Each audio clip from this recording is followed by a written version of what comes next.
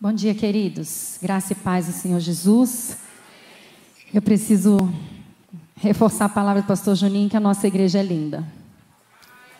Não é, gente? Eu amo esse lugar, eu amo estar aqui. É maravilhoso demais. Jesus está aqui. Ai, é maravilhoso termos os nossos irmãos, comunhão e liberdade e ser quem nós somos. Ai, é maravilhoso estar aqui.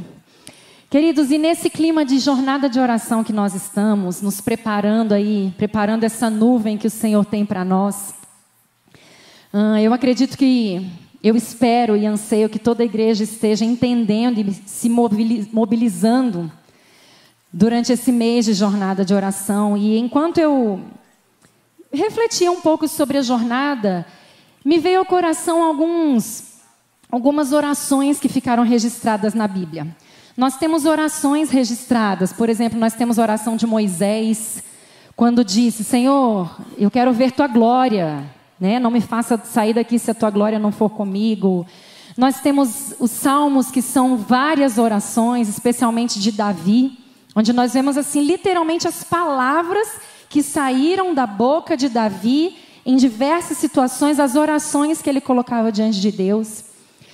Nós vamos ver Salomão, quando ele foi consagrar o templo, tem ali a descrição detalhada da oração que Salomão fez.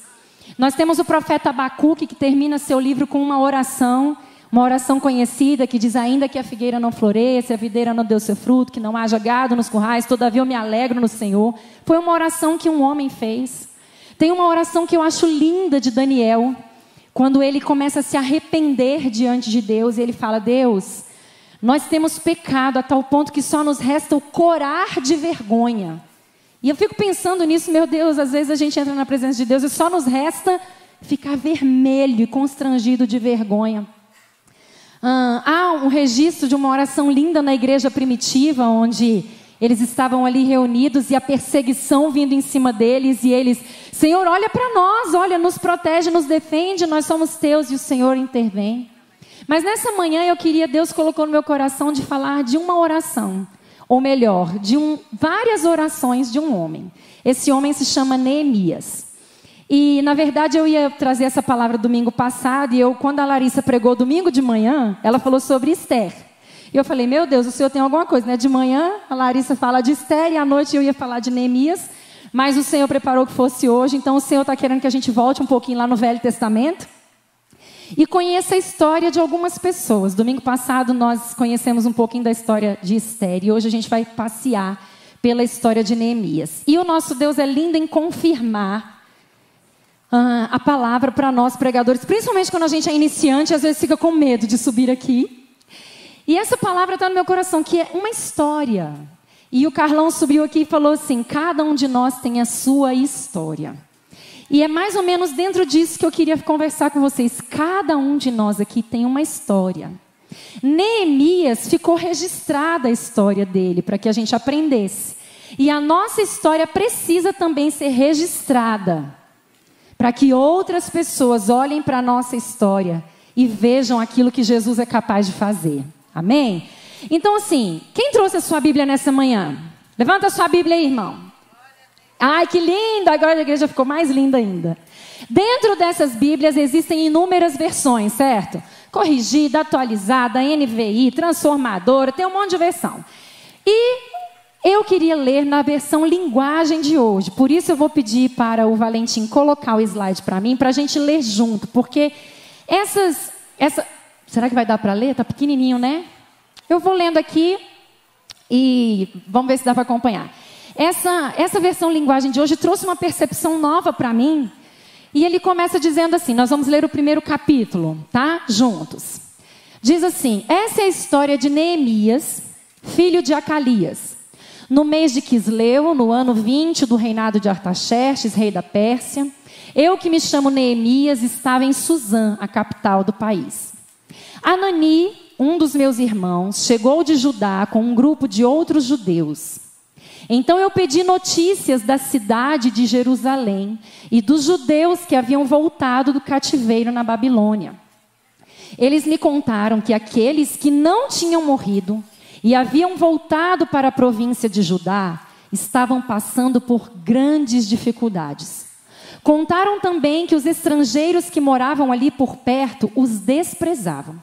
Disseram finalmente que as muralhas de Jerusalém ainda estavam caídas e que os portões que haviam sido queimados ainda não tinham sido consertados. Aquela telinha vai me atrapalhar ali. Quando ouvi isso, Obrigada, amore. Quando ouvi isso, eu me sentei e chorei. Vou ler de novo, tá? Quando ouvi isso, Neemias diz, eu me sentei e chorei. Durante alguns dias eu fiquei chorando e não comi nada. E fiz a Deus esta oração. Ó Senhor Deus do céu, Tu és grande e nós te tememos. Tu és fiel e guardas a Tua aliança com aqueles que te amam e obedecem aos Teus mandamentos. Olha para mim, ó Deus, e ouve as orações que faço dia e noite em favor dos Teus servos, o povo de Israel. Eu confesso que nós, o povo de Israel, temos pecado. Os meus antepassados e eu temos pecado. Com os nossos atos temos pecado contra Ti e não temos obedecido aos Teus mandamentos. Não temos obedecido às leis que nos deste por meio de Moisés, Teu servo. Lembra agora do que disseste a ele. Se vocês, o povo de Israel, forem infiéis a mim, eu os espalharei entre as outras nações. Mas se depois disso vocês voltarem para mim e obedecerem aos meus mandamentos, eu os trarei de volta para o lugar que escolhi, para ali ser adorado, mesmo que vocês estejam espalhados pelos fins da terra. Senhor, estes são teus servos, o teu povo. Tu os livraste do cativeiro com o teu grande poder e com a tua força. Ouve agora a minha oração e as orações de todos os outros teus servos que têm prazer em te adorar. Então o livro de Neemias começa com essa oração de Neemias. E aí eu queria contextualizar vocês um pouquinho, porque assim, Neemias vive ali no contexto do tempo em que Israel passou 70 anos no cativeiro na Babilônia. Por juízo de Deus, Deus havia dito para eles, olha, vocês me abandonaram, então vocês vão para o cativeiro, passaram 70 anos lá. E então, nesses 70 anos, muita coisa aconteceu e muitos judeus foram dispersos para vários lugares, várias cidades. Neemias se encontra nesse momento de restauração de Jerusalém, onde o rei Ciro apareceu e falou, olha, agora eu quero que se reconstrua a cidade de Jerusalém. Neemias aparece aqui diante do rei da Pérsia. Ele era copeiro do rei Artaxerxes da Pérsia. Então, nesse contexto, existem pessoas que voltaram para reconstruir Jerusalém. Esther estava mais ou menos nesse contexto também, Esdras também, e Neemias também. E Neemias estava vivendo diante do rei Artaxerxes, no palácio, no conforto. Mesmo sendo servo, ele estava diante do rei todos os dias. Com certeza ele devia vislumbrar todos os dias toda a riqueza do palácio, não é? Estava diante do rei, tinha acesso ao rei. E aí logo de cara eu fiquei me imaginando, a vida de Neemias muitas vezes parece com a nossa dentro da igreja. O mundo está lá fora e nós estamos aqui, diante do rei, servindo o rei, sentado numa cadeirinha acolchoada, com ar-condicionado. A gente veio para a igreja no nosso carro. Somos servos? Sim, mas estamos diante do rei. Nossa vida, está confortável. Só que, de repente, aparece um dos irmãos de Neemias lá, da realidade dura que o povo estava vivendo, e fala, olha, o povo lá está morrendo, as muralhas foram queimadas, os portões queimados, está tudo destruído, o povo está na miséria.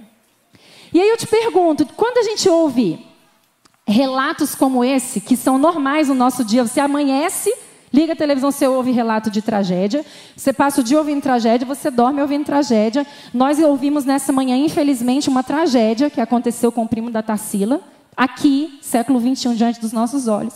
E aí eu te pergunto, qual é a sua reação quando aparece uma notícia como essa? Talvez muitos de nós, a princípio, meu Deus, misericórdia, Senhor, tem compaixão, Senhor. Aí você desliga a televisão, você pega a sua chave do seu carro, você vai para o seu trabalho e passou. Nada mais acontece. Você nem se lembra mais que aquilo aconteceu. Mas não foi isso que aconteceu com Neemias. Quando ele ouviu a realidade do seu próprio povo, Neemias sentou, chorou, passou dias em jejum diante do Senhor, clamando pelo seu povo.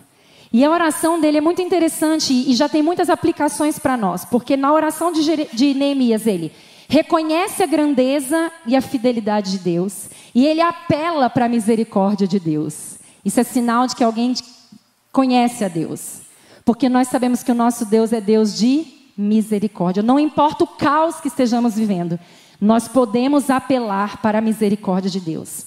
Neemias pede ao Senhor que olhe para ele e escute a sua oração.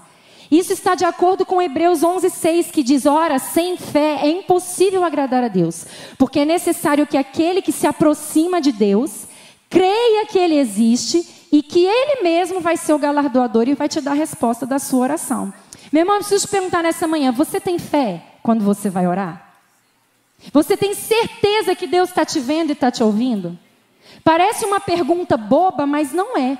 Porque esse versículo está aqui dizendo: sem fé é impossível agradar a Deus. Quando entramos na presença dEle, precisamos crer que Ele está nos vendo, que está nos ouvindo e que Ele é capaz de atender ao nosso clamor.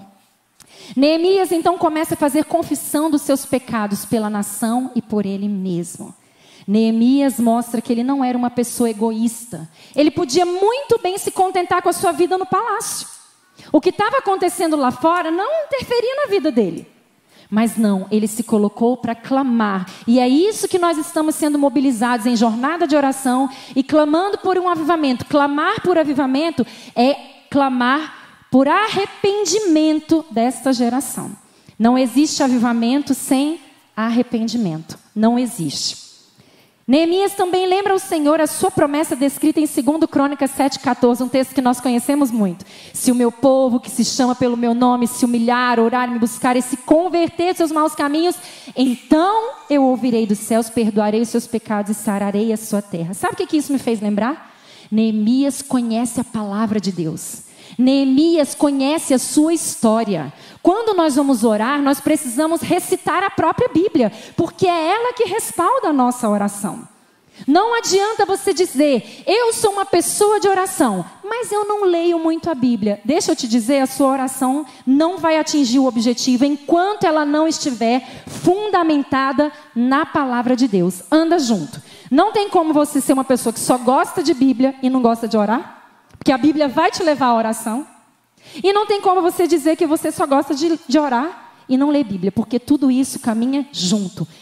Neemias mostrou isso, que ele conhecia e ele podia argumentar com Deus, dizer: Deus, o Senhor falou lá, que se a gente se arrependesse, o Senhor ia nos atender. E foi isso que ele fez.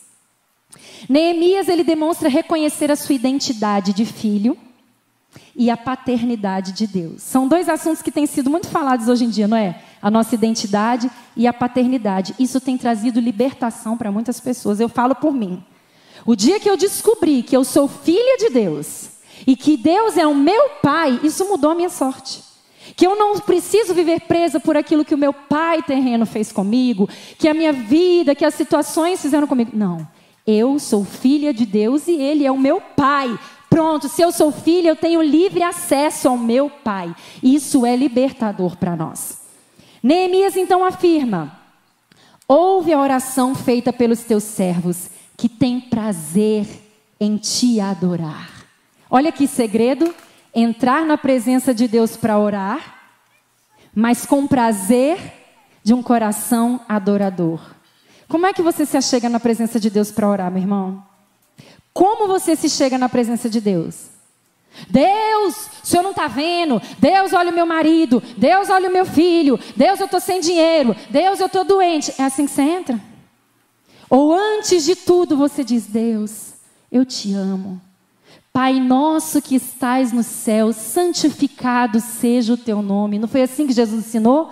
Antes de pedir, ele entrou adorando. E olha o que Neemias diz: Deus, ouve a oração feita pelos teus servos que têm prazer em te adorar. O que a Bíblia diz? Deus não resiste a um coração quebrantado e contrito. Ele não resiste. Se você entrar com um coração adorador na presença dele, ele não resiste ao seu clamor. Que coisa maravilhosa. E olha que interessante, então, seguindo a história de Neemias. Depois que ele faz essa oração, está lá em jejum e clamor. A Bíblia diz, no capítulo 2 começa dizendo assim: 4 meses depois, olha que interessante. 4 meses depois, isso quer dizer que durante esses 4 meses, entre que Neemias ouviu a história do que estava acontecendo e o que Deus vai começar a fazer, ele continuou ali vivendo a sua vida. E isso já é uma aplicação para nós. Nós oramos, mas nós descansamos no tempo perfeito de Deus. Não importa a hora que ele vai atender. Nós continuamos orando e crendo. Então passaram-se 4 meses. E a Bíblia diz que certo dia Neemias vai lá servir o rei. E o rei olha para o rosto de Neemias e fala: uai, Neemias, você está triste? O que aconteceu com você?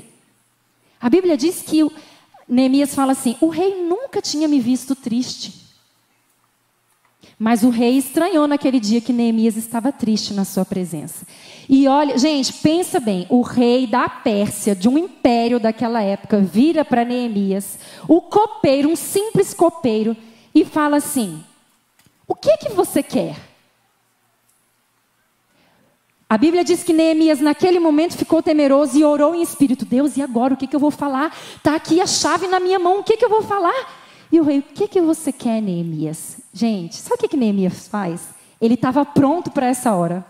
Ele desenrola uma lista de pedidos para o rei. E ele começa a falar: rei, é o seguinte, eu quero voltar lá para a minha terra de Jerusalém, porque o povo lá está sofrendo. E aí eu vou te falar, eu quero que o senhor me dê cartas de recomendação para eu passar em todas as cidades e todo mundo deixar eu passar. Eu quero que o senhor me dê carta para um tal de Asaf, que é guarda florestal, para ele me dar madeira, para eu construir as muralhas, para eu construir os portões, para eu fazer a minha casa. E eu ainda quero... E ele foi pedindo um monte de coisa. Eu falei: gente, mas que carinha ousado. Um copeiro do rei, do imperador lá da Pérsia. Quando ele pergunta: o que você quer? Ele... Aí sabe o que eu pensei? O que veio no meu coração?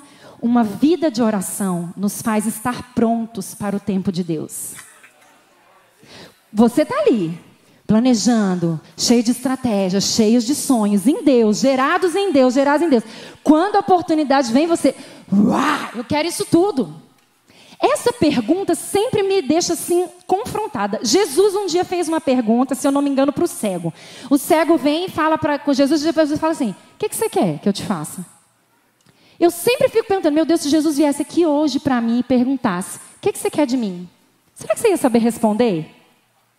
Não, sério, você ia saber responder o que você quer? Vocês viram o que Neemias queria? O pedido dele não foi por ele mesmo. Quando ele teve a oportunidade, o pedido dele foi pelo reino, pela nação, pelo povo de Israel. E a outra coisa me veio ao meu coração, que a resposta que nós daremos diante dessa pergunta: o que é que você quer, mostra o nosso nível de relacionamento com Deus e como anda a nossa vida de oração.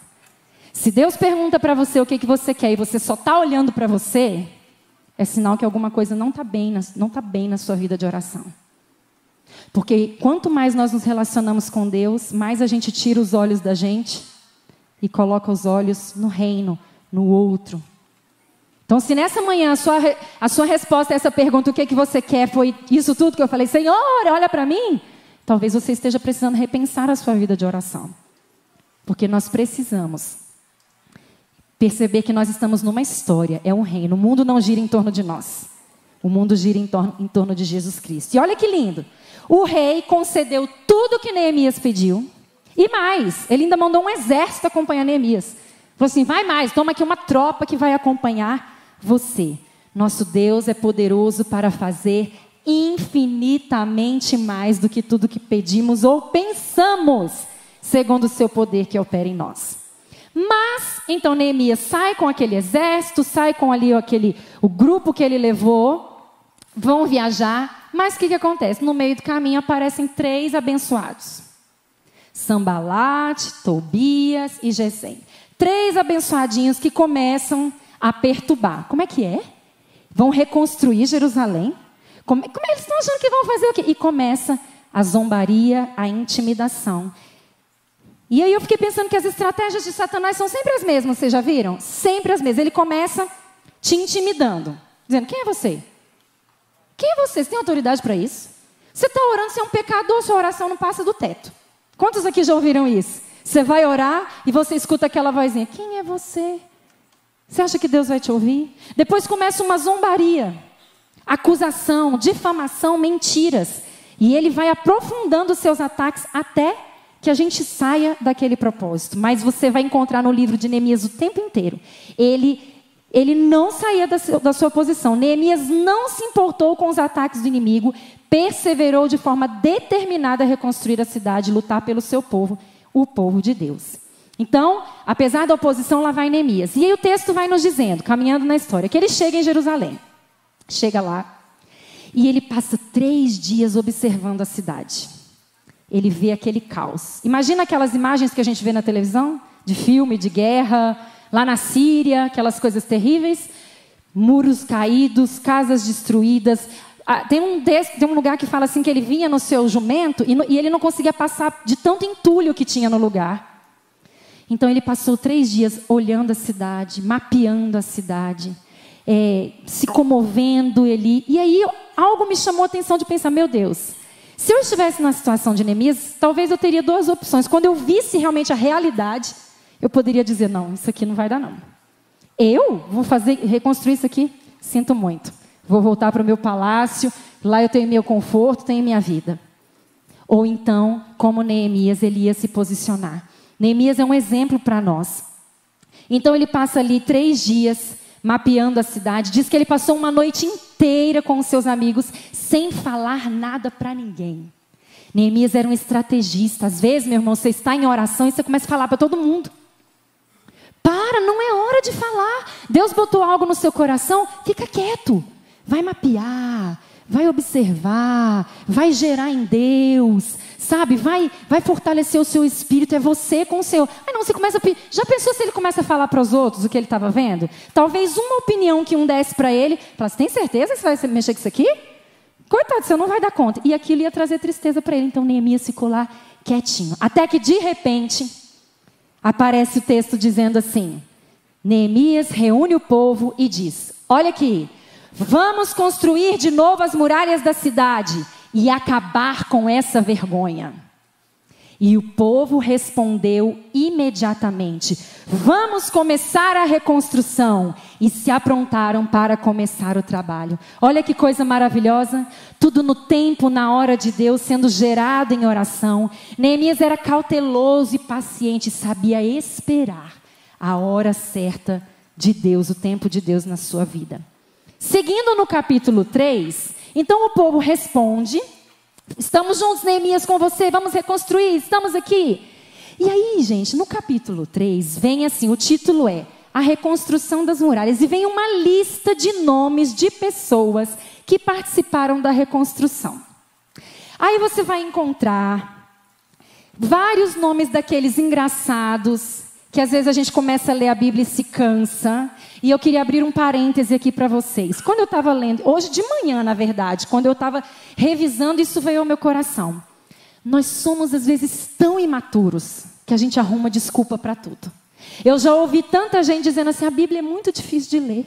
Aquelas genealogias, aqueles nomes difíceis de ler. Ai, que coisa chata. Talvez você já tenha dito isso. Mas quando eu vejo que tem registrado aqui o nome de cada pessoa que disse sim ao chamado de Deus. Mas eu fiquei tão maravilhada. Eu pensei, mas eu queria que meu nome estivesse nessa lista. Ainda que todo mundo olhasse e falasse assim, que chatice ler esse nome, mas o meu nome está lá. Eu respondi sim ao chamado da reconstrução. Quando você lê a genealogia, meu irmão, você tem que pensar assim, meu Deus, cada nome daquele cumpriu o seu propósito até que Jesus viesse. Você já pensou nisso? Nós não somos números, nós somos indivíduos. Cada um aqui tem um nome. Às vezes numa igreja grande como essa, você se sente um número. Você não é um número, você é um indivíduo que tem um nome. E você tem a opção de escolher, eu vou deixar o meu nome registrado ou eu vou permanecer aqui escondidinhos, sendo mais um número no meio da multidão. E o capítulo 3 vem dizendo, eu vou ler alguns nomes para vocês, que eu adoro ler genealogia, tá? Quando tem as 72 horas de leitura bíblica, pode me botar para ler genealogia, que eu adoro. Então, olha só, eu vou ler só alguns. Foram listados nomes como Eliasebe, o grande sacerdote, Eliasebe. Família de Acena, Melatias de Gibeão, Jadom de Meremote. Os nomes bonitos, né? Agora, olha que lindo, que detalhe. Uziel, filho de Arias, que era ourives. Ourives. Coloca a profissão... Não é Eurípides, não. Ourives. Coloca a profissão dele, o dom dele, o talento. Olha que detalhe, que dedicação em honrar aquela pessoa. Tinha um ourives. O outro era o Ananias, que era perfumista. Gente como eu e você. Talvez nesse registro tivesse lá, né? Pastor Juninho, Marcelo, Rita, Rebeca, Fred, cada um com seu trabalho. Rebeca, professora lá das criancinhas da escolinha. Mas o seu nome está lá na lista daqueles que abraçaram o propósito de reconstrução. Eu fiquei maravilhada. Tem um aqui, mulheres, nós também fizemos parte disso aqui. Olha que lindo. Salum, filho de Aloés, que teve a ajuda de suas filhas no trabalho. Ai, amei isso. Tinha um homem lá que, pelo jeito, ele não devia ter filho. Homem. Então, o que ele fez? Bora, mulherada, bora trabalhar. A Bíblia é linda, tem lugar para todos nós, para as filhas e filhos. O Espírito vai ser derramado sobre os filhos e as filhas. Todos nós temos o nosso lugar. E o nosso nome tem que estar lá. Agora, olha que interessante, o verso 5 diz assim: os homens importantes da cidade não quiseram fazer o trabalho braçal que os mestres de obra mandaram. Olha que interessante, nesse contexto todo, tem uns bonitão lá, a cidade está toda destruída, o povo sofrendo, mas o importante vira e fala assim, eu vou botar minha mão no tijolo aí, nas pedras, nas muralhas? Eu não, vou ficar aqui. Meu irmão, essa palavra tem que te confrontar nessa manhã. Já pensou se no registro de avivamento tem lá uma lista de quem está na jornada, quem está jejuando, quem está no congresso, quem está buscando, quem está clamando. Aí tem uma lista do lado assim, os importantes, entendeu? Eles não se misturam com a gentalha e não fazem parte do trabalho. Você sabia que existe uma pesquisa que apenas 20% dos membros de uma igreja sustentam o trabalho da igreja inteira? Você sabia disso? E eu preciso dizer para você nessa manhã, com todo amor e temor, se você está aqui, domingo de manhã, domingo à noite, quarta-feira, e não está envolvido em nada, você faz parte dessa lista. Eu não quero fazer parte dessa lista. Ainda que o nome sejam os importantes, eu não quero ser importante assim. Porque esses importantes aqui eram orgulhosos, eram egoístas, estavam pensando só neles mesmos. Talvez eles tivessem um pouquinho mais de conforto e pensou, não me importa o outro, eu estou aqui na minha vidinha, está tudo bem para mim. Não podemos, mas o Senhor tem nos chamado, cada um pelo nome. Eu vou pedir para você fazer isso, você vai olhar para a pessoa que está perto de você e vai dizer, Deus está te chamando pelo nome. Amém? Pelo nome. O Senhor quer o seu nome escrito nessa lista de reconstrução. Amém? Agora, o capítulo 4, nós vamos ler junto de novo. Porque, gente, vocês vão se identificar com Neemias na descrição do que o inimigo começa a fazer contra nós quando ele vê a gente mobilizado. Eu li o capítulo 4, fiquei imaginando a gente aqui, em jornada, em jejum, planejando congresso, e o inimigo planejando essas coisas que está lá. Então bota aí, Valentim, por favor, o capítulo 4 para a gente ler junto. Olha só se não é do jeitinho que Satanás faz com a gente. Capítulo 4. Vamos lá. Quando Sambalate soube que os judeus estavam reconstruindo as muralhas, ficou furioso e começou a caçoar de nós. Diante dos seus companheiros e do exército dos samaritanos, ele disse, o que é que esses judeus miseráveis estão fazendo? Será que eles pretendem reconstruir a cidade? Será que eles pensam que oferecendo sacrifícios poderão acabar o trabalho em um dia? Será que dos montões de entulho e das pedras que foram queimadas, eles podem tirar pedras para a construção? Tobias, que era do país de Amon, estava com ele e disse: que tipo de muralha eles poderão construir? Até mesmo uma raposa poderia derrubá-la. Então Neemias ora: ó nosso Deus, escuta como eles caçoam de nós. Faze que a zombaria caia sobre a cabeça deles mesmos. Então, continuamos a reconstruir as muralhas e logo elas já estavam na metade da sua altura total, porque o povo estava animado para trabalhar. Pode seguir. Sambalate, Tobias e os povos da Arábia, Amon e Asdod, ficaram muito zangados quando souberam que nós estávamos continuando o trabalho de reconstrução das muralhas de Jerusalém e que as suas brechas já estavam sendo fechadas. Aí se reuniram e combinaram que viriam juntos atacar Jerusalém e provocar confusão. Mas nós oramos ao nosso Deus e colocamos homens para ficarem na vigia contra eles de dia e de noite. Aleluia! Os nossos inimigos pensavam que nós não poderíamos vê-los, nem saberíamos o que estava acontecendo, até que eles já estivessem quase em cima de nós, nos matando e nos fazendo parar o trabalho. E várias vezes os judeus que moravam entre os nossos inimigos vieram nos avisar dos planos que eles estavam fazendo contra nós. Então eu armei o povo com espadas, lanças e arcos e flechas e os coloquei por grupos de famílias atrás da muralha em todos os lugares onde ela ainda não estava consertada. Pode seguir. Eu vi que o povo estava preocupado e por isso disse a eles e às autoridades e aos seus oficiais: não tenham medo dos nossos inimigos. Lembrem como Deus, o Senhor, é grande e terrível e lutem pelos seus patrícios, seus filhos, suas esposas e lares. Os nossos inimigos ficaram sabendo que nós havíamos descoberto o que eles estavam planejando e compreenderam que Deus havia atrapalhado os seus planos. Então todos nós voltamos para o nosso trabalho na reconstrução das muralhas. Daí em diante, metade dos homens trabalhava, enquanto os outros ficavam de guarda, armados com lanças, escudos, arcos e flechas e armaduras. E as autoridades deram todo o seu apoio às pessoas que estavam reconstruindo a muralha. Cada pessoa carregava materiais de construção numa das mãos e na outra carregava uma arma. E todos os que trabalhavam levavam uma espada na cintura. O vigia, que devia tocar a corneta para dar o alarme, ficava perto de mim. Está terminando. E eu disse ao povo e aos seus oficiais e às suas autoridades: o trabalho é muito espalhado e por isso nós ficamos muito longe uns dos outros nas muralhas. Se vocês ouvirem a corneta tocando o alarme, reúnam-se em volta de mim. O nosso Deus lutará por nós. E assim todos os dias, desde o nascer do sol até a hora em que as estrelas apareciam de noite, metade de nós trabalhava nas muralhas, enquanto os outros ficavam de guarda, armados com lanças. Nessa mesma época, eu também disse aos encarregados do trabalho que eles e todos os seus ajudantes precisavam passar a noite em Jerusalém, para que assim nós pudéssemos trabalhar de dia e servir como vigias da cidade à noite. Nem eu, nem os meus companheiros, nem nenhum dos meus empregados ou guarda-costas tirávamos as nossas roupas, nem mesmo para dormir.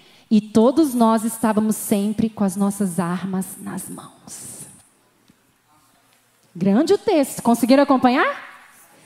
Viram que coisa maravilhosa? Vocês conseguem imaginar o inferno se mobilizando agora contra nós? Vendo o povo de Deus se mobilizando, clamando, orando, se posicionando, se armando para a batalha.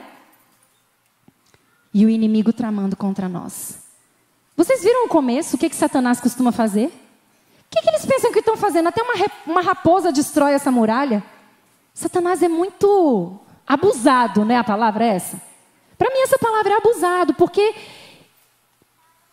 é algo que vem do Senhor na nossa vida. A reconstrução é Deus que coloca no nosso coração. Se Ele mesmo for a nossa muralha, quem é Satanás? Há um texto em Zacarias que diz assim, que o Senhor mesmo é um muro de fogo ao nosso redor. Como é que Satanás se levanta para dizer, uma raposa vai derrubar essa muralha? Porque ele é mentiroso, ele é pai da mentira. E ele continua usando essas armas. Deus tem um chamado na sua vida.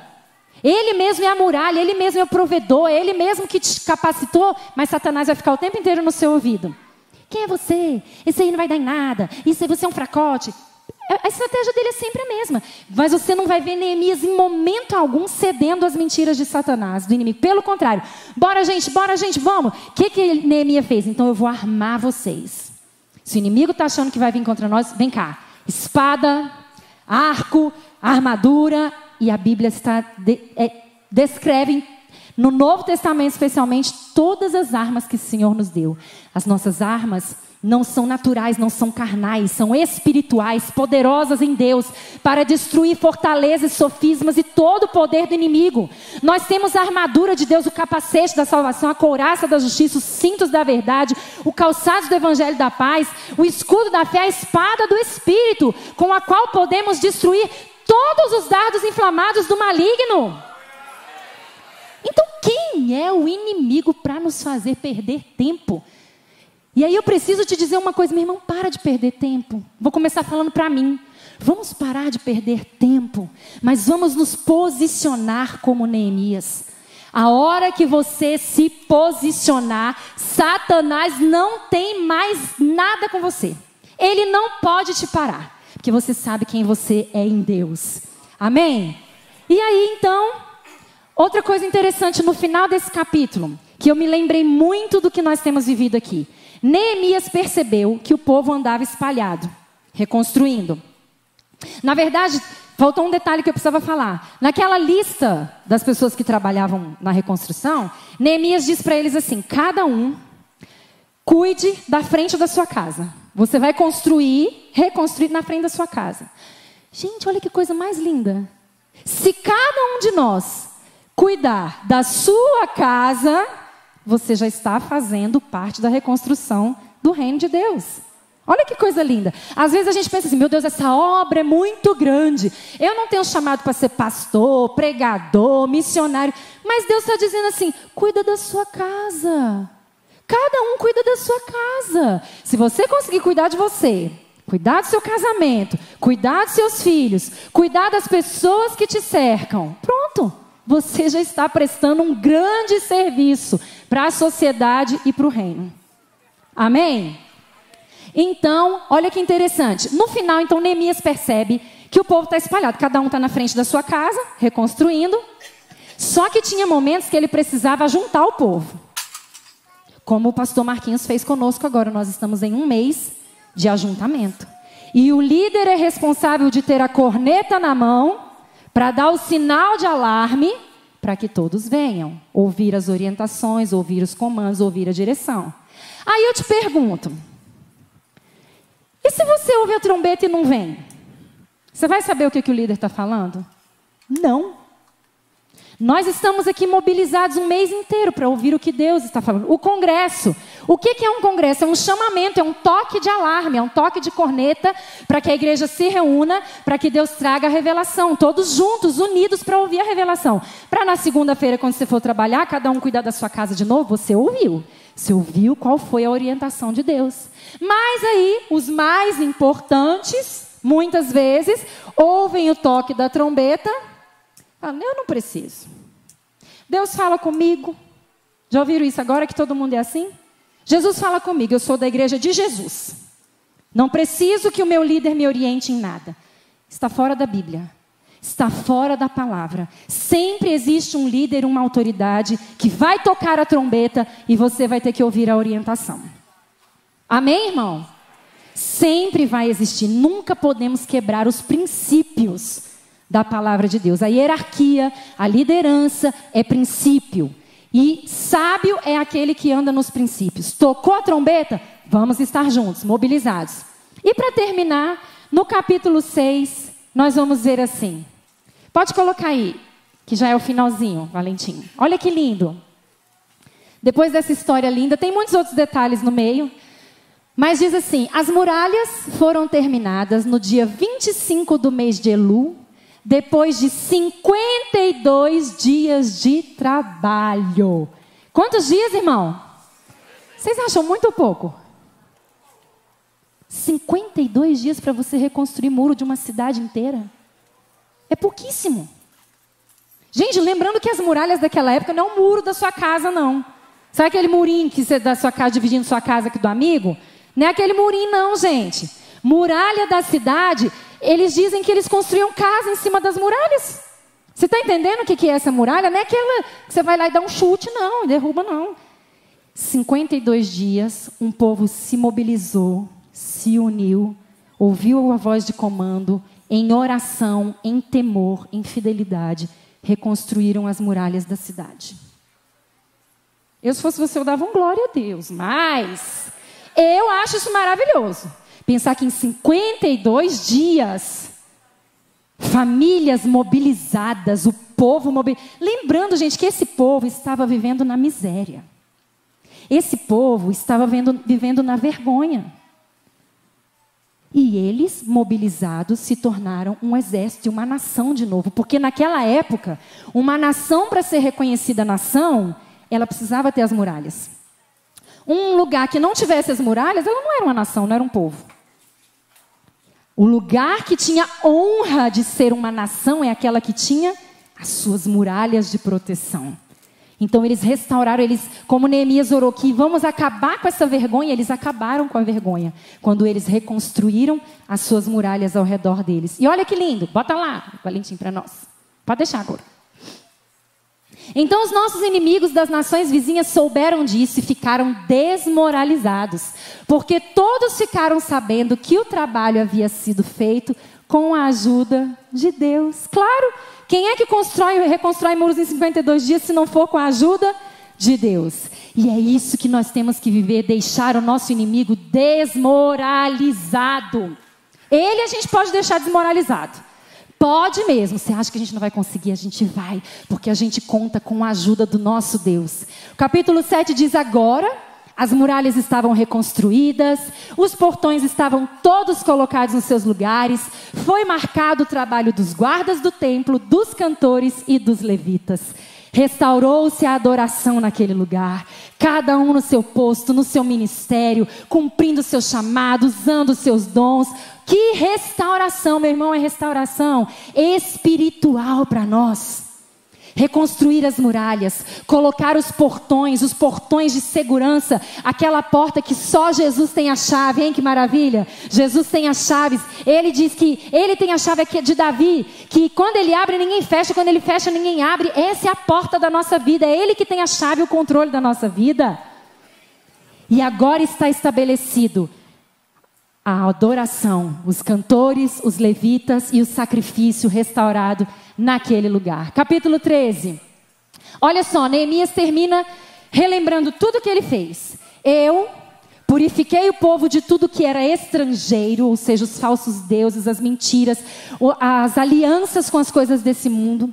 Fiz regulamentos para os sacerdotes e para os levitas, a fim de que cada um deles soubesse qual é a sua tarefa. Meu irmão, você sabe qual é a sua tarefa? Olha, você tem uma tarefa. E detalhe, a Bíblia nos diz que nós vamos prestar contas de tudo que nós fizemos com os dons e talentos que Ele nos deu. Então, quando chegar lá no céu, não vai adiantar você falar assim: Jesus, eu não sabia qual era a minha tarefa. Sinto muito. Dê um jeito de descobrir, porque cada um tem a sua tarefa. Neemias continua dizendo: organizei o fornecimento da lenha a ser usada nos sacrifícios. O fogo arderá continuamente sobre o altar e não se apagará. Quem é que coloca lenha lá no altar? É Deus? É Deus que coloca lenha no altar? Quem é que coloca? Nós. Falando isso, eu queria falar uma coisa para vocês. Esses dias que eu me lembrei dessa música. Há muitos anos atrás, acho que 2006, Deus me deu uma música porque o pastor trabalhou esse tema aqui. E acho que eu vou cantar lá no congresso. Botei no Spotify, tá, gente? O CD Amor Infinito. E ela fala assim, E a cada dia eu vou acender o fogo de Deus sobre o meu altar.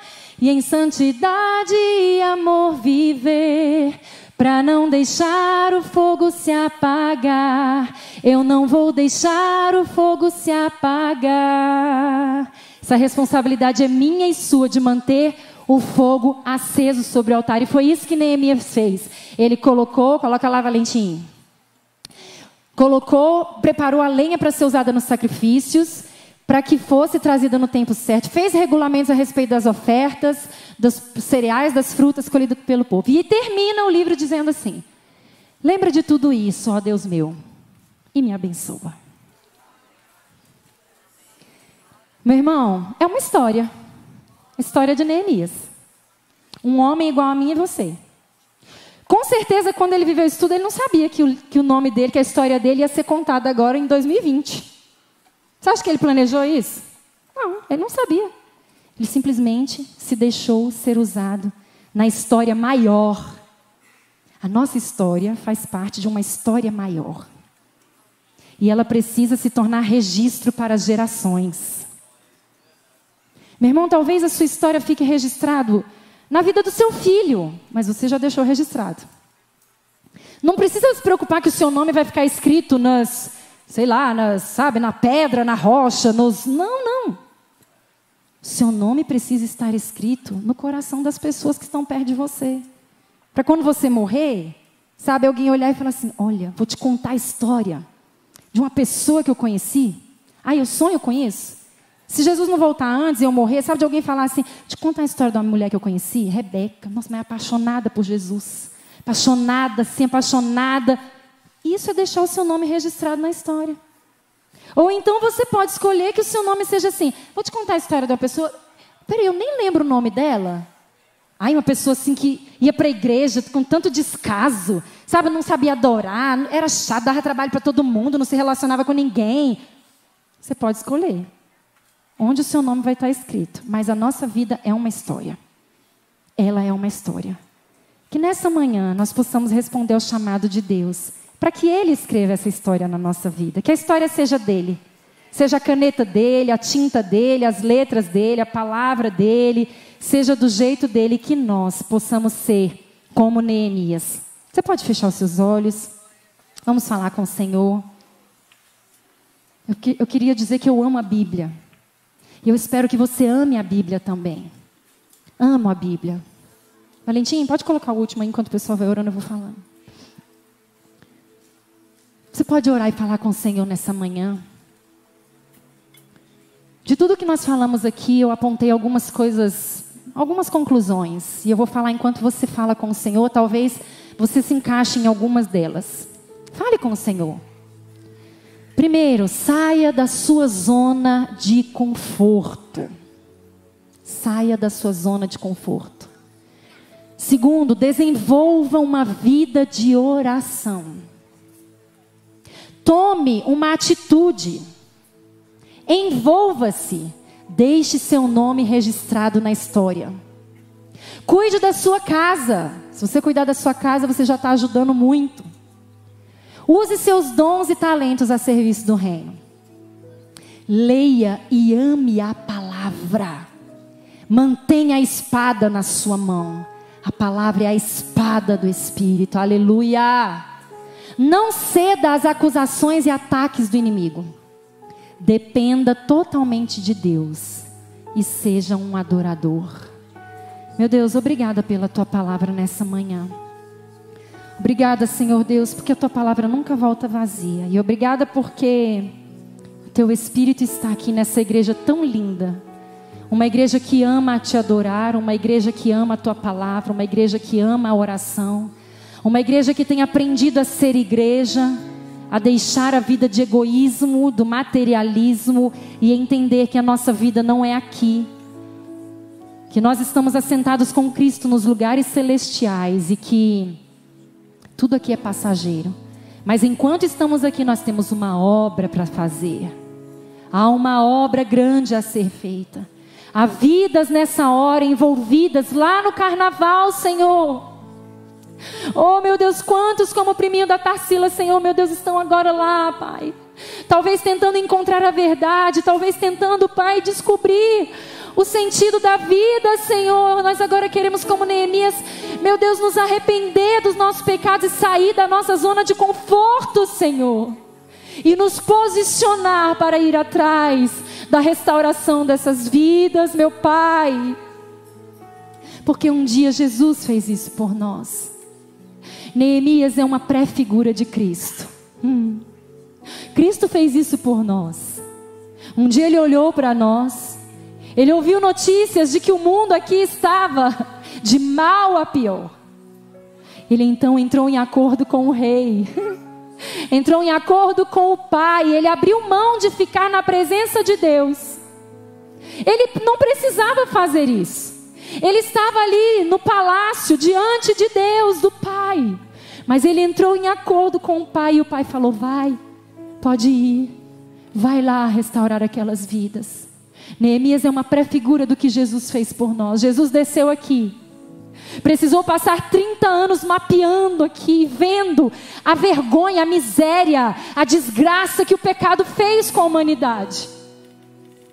Ele poderia ter desistido naquela cruz, mas ele não desistiu. Ele disse: eu vou reconstruir, eu vou restaurar, eu vou renovar a honra, eu vou cercá-los com muros de fogo, eu vou dar a eles um nome. Eu vou ser chamado de Deus deles e eles serão o meu povo, restaurando a nossa honra. Eu queria aproveitar esse momento e fazer um convite, que se existe alguém aqui nessa manhã que ouviu essa palavra, viu os louvores, mas que diante dessa palavra percebeu que ainda não encontrou o sentido da vida. Eu preciso te dizer: Jesus é o único e suficiente Salvador e Senhor, e o único capaz de nos dar sentido para a vida. Não há outro nome dado entre os homens pelo qual importa que sejamos salvos. Você só vai ter um nome, uma história digna, uma identidade, sentido para a existência, a felicidade plena, se você entregar a sua vida a Jesus. E além de entregar a sua vida a Jesus, você vai ter a certeza de que você não vai para o inferno, porque o inferno existe, e os nossos inimigos querem fazer de tudo para nos levar para o inferno, como Sambalat, Tobias e Gesem. Eles continuam os mesmos, tentando levar os filhos, a criação que Deus fez com tanto amor, levar para o inferno. Mas nessa manhã o Senhor está te dando a oportunidade de te tirar das amarras do inimigo e te dar sentido para a existência. E te promete o céu. Será que existe alguém nessa manhã que deseja entregar a sua vida ao Senhor? Se tiver, levante assim a sua mão. Ou talvez você esteja desviado, talvez você um dia foi um Neemias, alguém zeloso pela casa de Deus, mas os inimigos te tiraram dessa posição. Você não teve forças para resistir aos ataques do inimigo e você se desviou e se esfriou. Será que existe alguém assim nessa manhã? Nós queremos orar por você. Levante a sua mão. Se não tiver, nós cremos que todos aqui foram tocados por esta palavra e têm a convicção de que pertencem a Jesus. Essa é a maior convicção que podemos ter na nossa vida. Amém? Glória a Deus. Obrigada, queridos. Deus os abençoe.